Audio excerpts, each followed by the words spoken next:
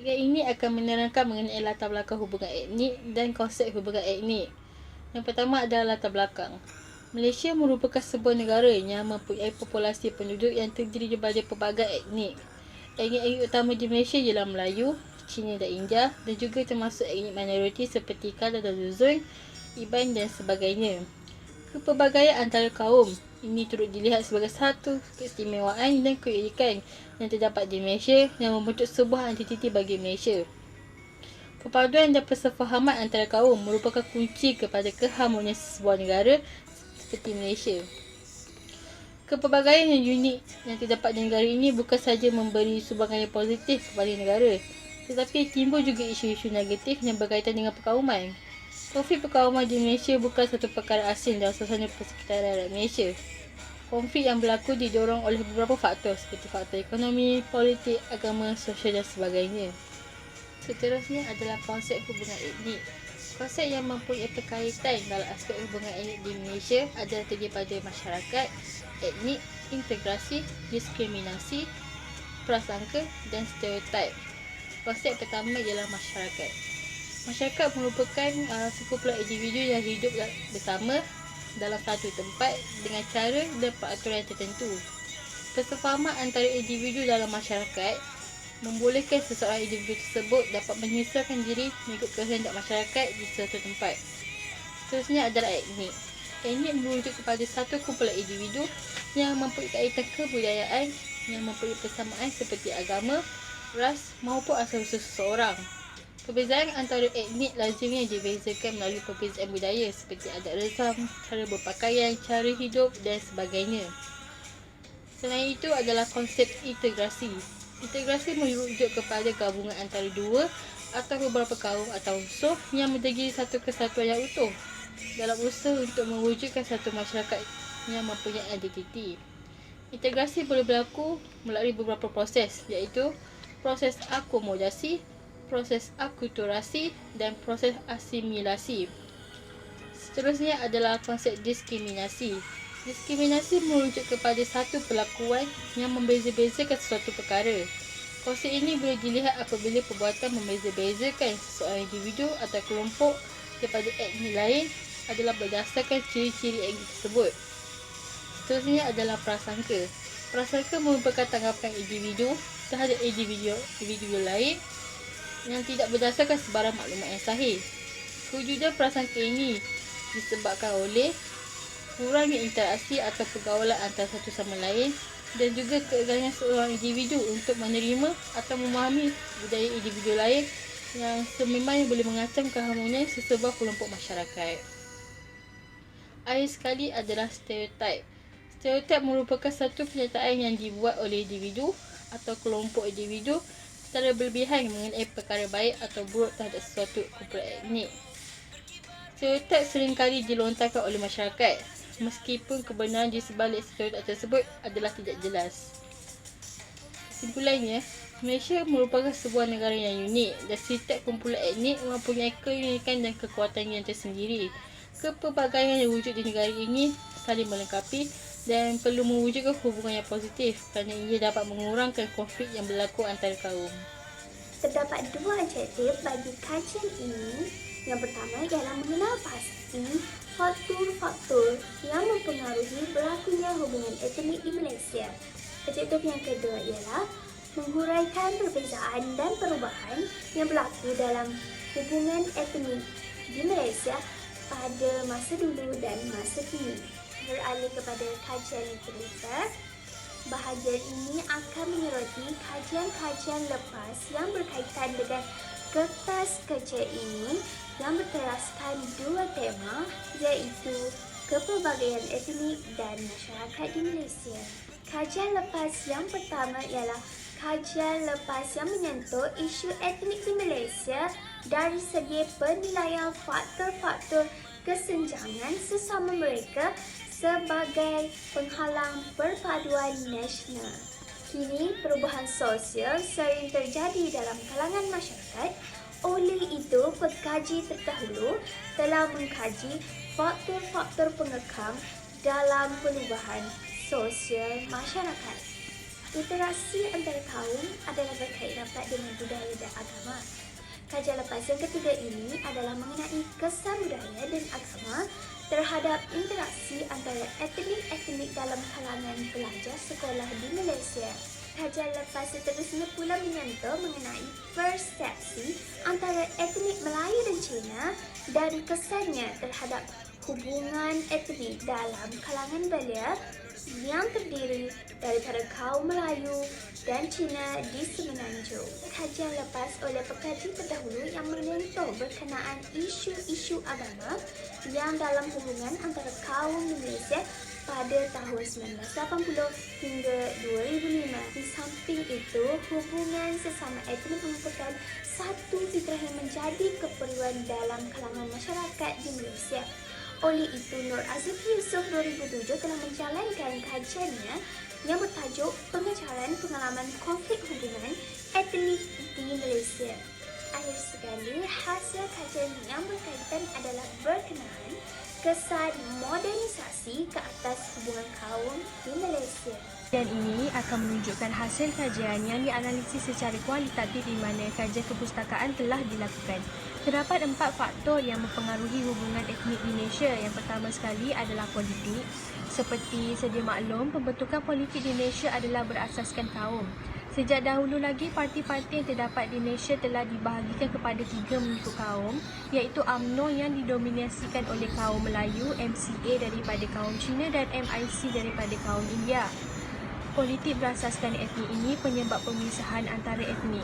Seterusnya adalah pemusatan kuasa yang telah ditetapkan oleh perlembagaan.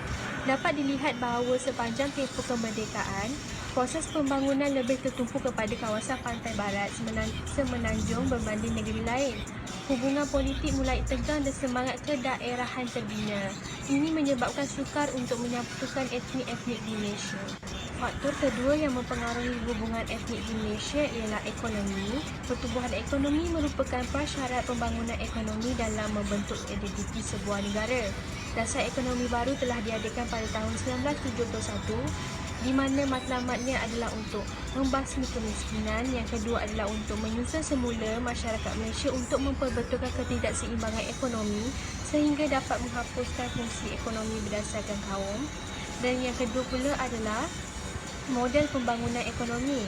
Rancangan 5 tahun telah diadakan untuk mencapai matlamat ini dan matlamat utama model pembangunan ekonomi ini adalah untuk meningkatkan perpaduan nasional.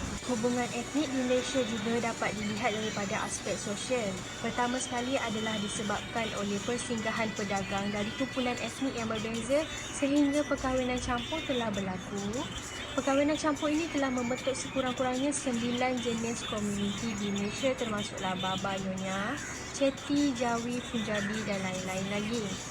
Selain itu, dari aspek pendidikan pula di mana wujudnya penyata razak pada tahun 1960-an, bahasa Melayu telah menjadi bahasa kebangsaan dan menjadikan sekolah pelbagai aliran menggunakan bahasa Melayu sebagai bahasa rasmi. Oleh itu, melalui dasar ini, hubungan etnik dapat dibentuk. Faktor yang keempat ialah agama. Dari sudut agama, hubungan etnik yang berlaku bermula pada zaman sebelum penjajahan British di mana kedatangan para pedagang dari Arab iaitu di Timur Tengah ke Tanah Melayu untuk berdagang juga dengan menyebarkan agama dan ajaran Islam. Mereka menyampaikan dakwah kepada penduduk di rantau Asia termasuklah Tanah Melayu. Dahulunya, rata-rata masyarakat Melayu beragama Hindu dan setelah kedatangan para ulama, masyarakat Melayu mula mengalami proses pengislaman, namun ia berlaku secara berperingkat terutamanya bagi golongan atasan seperti raja, bangsawan dan juga rakyat-rakyat marhen. Kita pergi kepada objektif yang kedua iaitu melihat kepada perbezaan dan perubahan dalam hubungan etnik di Malaysia masa dulu dan masa kini. Melihat kepada aspek pertama iaitu bidang politik.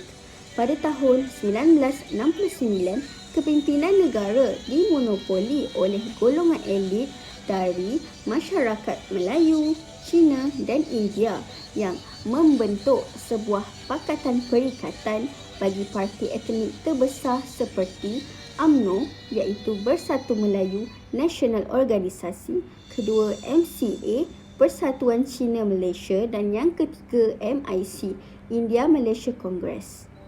Selepas peristiwa keganasan antara kaum berikutan pilihan raya pada Mei 1969 dan 2 tahun berturut-turut parlimen digantung, golongan elit UMNO mewujudkan Barisan Nasional BN bertujuan untuk melipat gandakan beberapa parti tambahan ke dalam pakatan sambil memperkasakan penguasaan UMNO.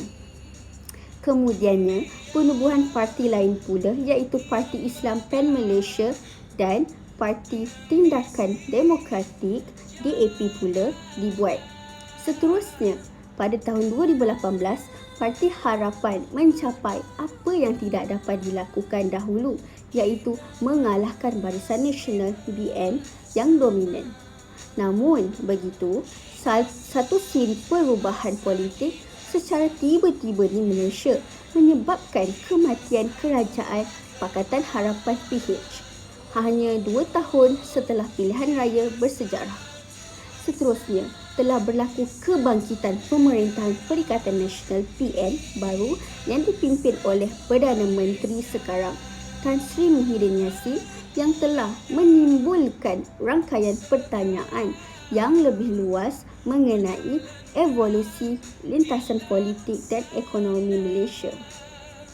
Ekonomi sebelum kemerdekaan mengalami kemunduran disebabkan ketidakadilan pembahagian hak kepada setiap etnik. Antara kesannya adalah rusuhan Mei 1969. Dapat diringkaskan, pengagihan ekonomi mula berlaku dengan baik sekitar tahun 1970-an apabila hasil ekonomi diagihkan secara sama rata. Sebagai contoh, pemberian subsidi yang ada kepada semua kaum. Selain itu, pengagihan ekonomi yang setara pada masa kini dapat dilihat melalui pemberian BRIM, pakej rangsangan ekonomi, prihatin dan sebagainya.